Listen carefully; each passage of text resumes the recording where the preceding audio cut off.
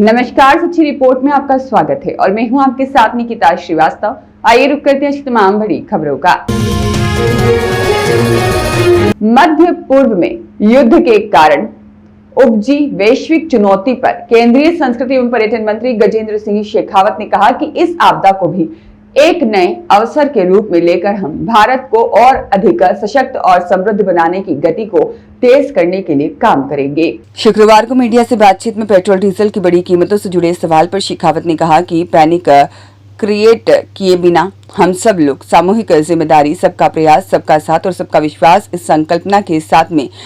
इस चुनौती से देश को निकालने के लिए देश के साथ खड़े हों। और इस भाव से प्रधानमंत्री ने जो आह्वान किया, मैं मानता हूं कि विश्वास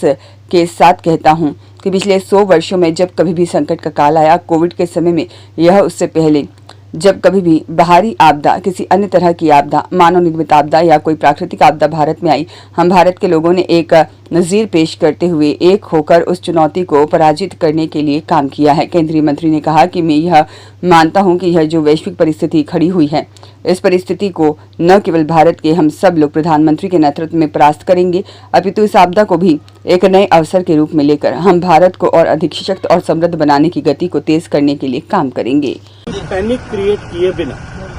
हम सब लोग सामूहिक जिम्मेदारी,